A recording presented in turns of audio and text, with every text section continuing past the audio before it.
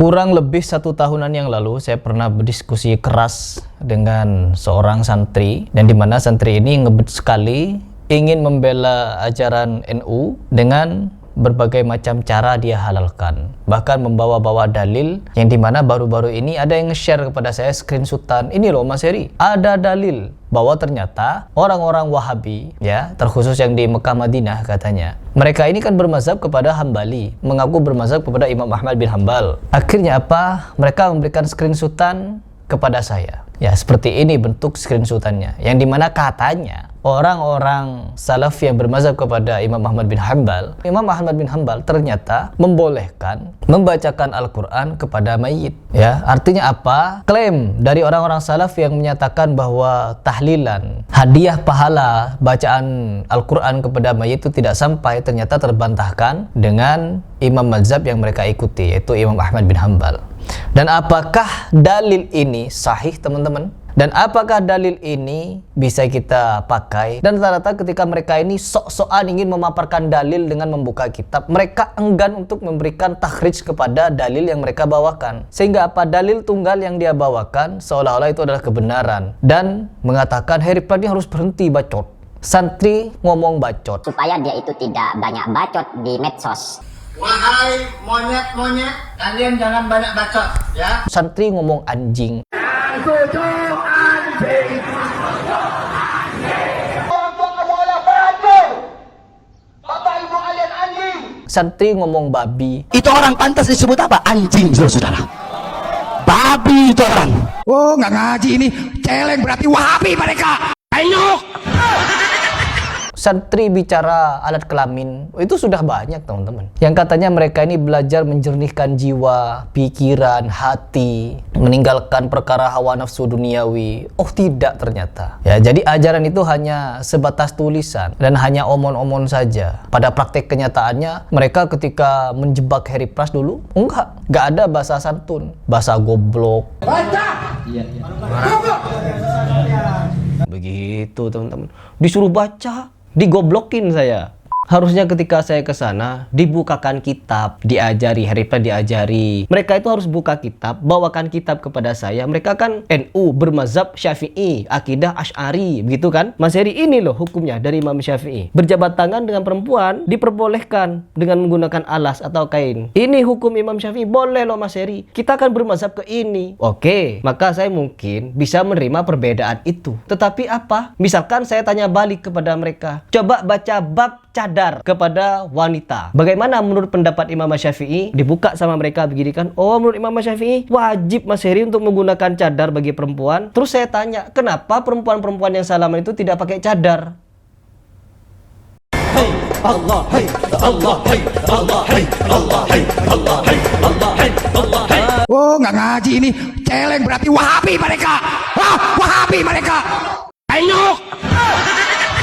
Mau dikeroyok, mau dipukul, mau di ini. Ya, begitulah mereka. Karena apa? Memang tabiat dan ajaran dari mereka ya ajaran fanatik buta, teman-teman. Dan mereka minim dalil. Dalil yang benar, sahih tersampai kepada 4 imam mazhab, lebih-lebih kepada Nabi SAW. Mereka hanya mengutarakan pendapat-pendapat, dan pendapatnya kadang tidak sahih alias dhaif. Contohnya seperti dalil yang ingin kita bahas kali ini. Coba kita baca sekarang bantahan dari dalil yang tadi kita paparkan. Dan ini wajib kalian dengar meskipun di antara kalian ada yang bosan, karena pembahasan ilmu seperti ini kan membosankan, memberikan paparan dalil. Sehingga apa? Banyak orang yang menyimak hanya separuh-separuh. Tapi kali ini saya ingin mengajak kalian untuk nyimak video ini secara utuh. Agar apa? Agar santri itu yang dengan bangganya membawa dalil ini malu karena membawakan dalil yang lemah. Langsung ke materi.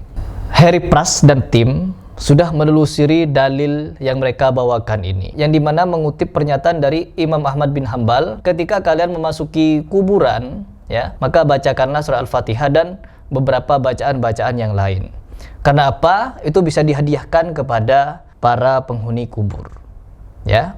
Bantahan yang pertama, ya, nanti kita akan bahas ini. Bantahan yang pertama, hukum berkaitan dengan membaca Al-Quran di sisi kuburan sangat kuat perbedaan pendapat para ulama. Namun jika di cross check secara riwayat-riwayat baca Quran di sisi kuburan, semuanya lemah, teman-teman. Bantahan pertama, membaca Al-Quran di kuburan, mendirikan tenda-tenda, mengadakan perayaan untuk mayit, memperingati hari wafatnya, haul, serta mendatangkan para pembaca Al-Quran. Untuk hal tersebut termasuk bid'ah yang diada-adakan. Tidak ada tuntunannya dari Nabi SAW ataupun keempat imam mazhab. Yang disyariatkan adalah mendoakan mayit, bersedekah atas nama mayit, memuliakan sahabatnya, menunaikan janjinya, melaksanakan wasiatnya yang sah, serta menyambung silaturahmi dengan kerabat yang terkait dengannya. Jika ia belum berhaji atau berumroh, maka walinya boleh menghajikan dan mengumrohkannya. Di sini ada bantahan dari Syekh Ibn bin Baz rahimahullah berkata, membaca Al-Quran di kuburan tidak memiliki dasar dan bahkan termasuk bid'ah. Kuburan diziarahi untuk mengambil pelajaran dan peringatan,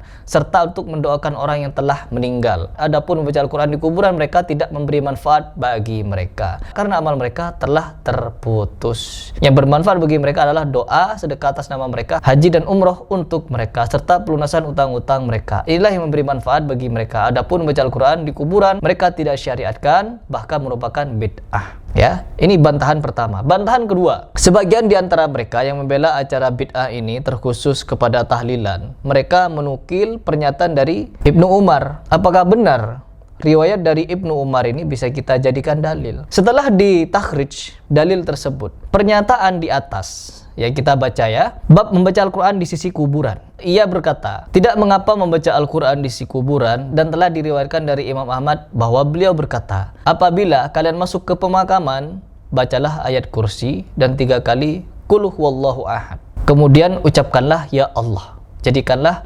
keutamaannya untuk para penghuni kubur, dan diriwayatkan pula dari beliau bahwa beliau berkata, membaca Al-Quran di sisi kuburan adalah bid'ah. Jadi dia hanya mengutip sebagian saja tanpa mengutip takhrijnya. Dan ini sangat luar biasa ya. Sedangkan ketika kita meneliti dalil tersebut, dan diriwayatkan pula dari beliau bahwa beliau berkata, membaca Al-Quran di sisi kuburan adalah bid'ah. Dan pendapat ini juga diriwayatkan dari Husyaim Abu Bakar berkata, pendapat ini dinukil dari Ahmad oleh kelompok orang. Kemudian beliau Imam Ahmad rujuk dengan rujuk yang jelas menunjukkan perubahan pendapatnya. Jadi ada pendapat yang berubah, teman-teman.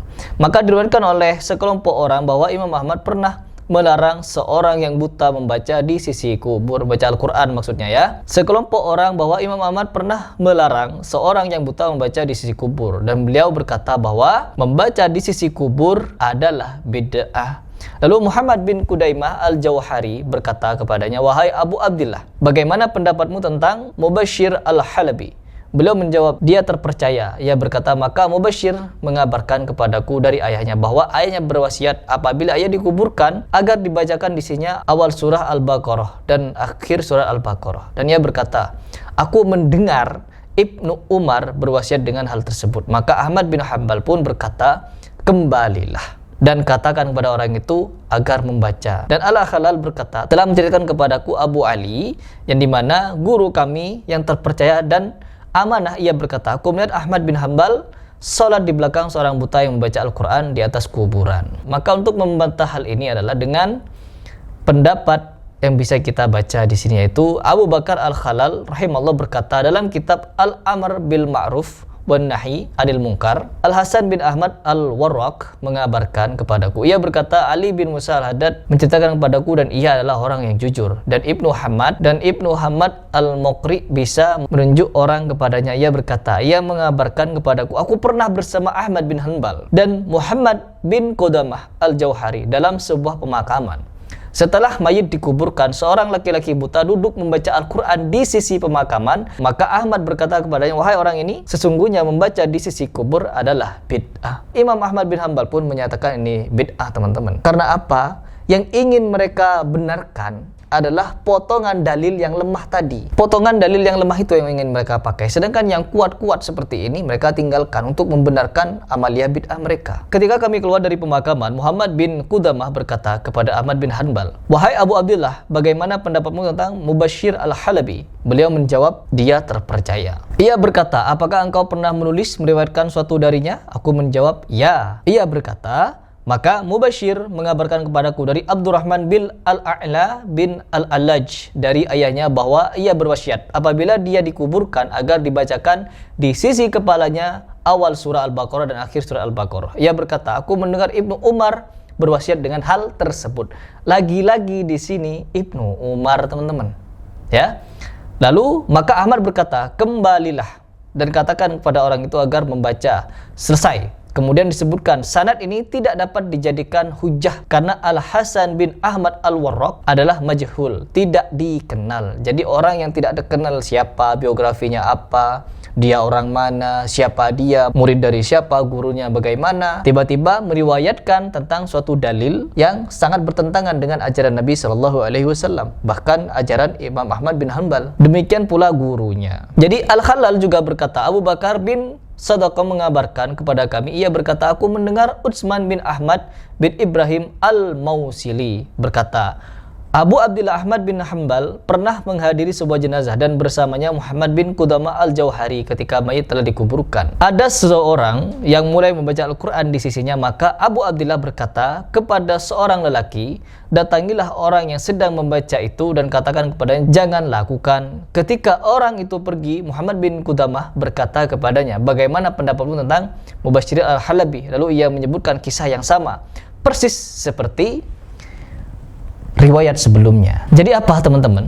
Di sini santri tersebut yang kemarin meminta saya untuk memberikan tanggapan terhadap videonya atau berdiskusi dengannya, ketika tim Harry Pras mentakhrij dalil yang dia bawakan, ternyata dia hanya mengutip sebagian kecil dari isi dalil tersebut, sedangkan keseluruhannya dipotong. Sama dengan ketika saya berdialog dengan santri-santri yang membela Gus Reza, yang semua pagar Nusa dan Banser pasti masuk surga. Ketika saya memberikan kritikan yang mungkin dulu itu cukup pedas dan seharusnya caranya bukan seperti itu, saya mengakui cara saya salah, namun bantahan saya tidak pernah saya cabut karena saya tidak akan setuju dengan pernyataan tersebut. Apa yang mereka bawakan untuk membela Gus Reza, membawakan dalil barang siapa yang mengucapkan kalimat la ilaha illallah masuk surga. Jadi kalau begitu bukan cuma Banser dan pagar Nusa yang pasti masuk surga, saya pun masuk surga karena saya membaca la ilaha illallah. Jadi pembelaan dia untuk kepada guru-gurunya yang over, berlebihan dalam mengagungkan organisasinya sudah salah dan kalah, teman-teman. Dan dia malah memenggal dalil itu. Memang mereka ini suka penggal-penggalan dalil agar apa? Membenarkan amaliyah bid'ah mereka, membenarkan kengacauan yang mereka bangun, ya.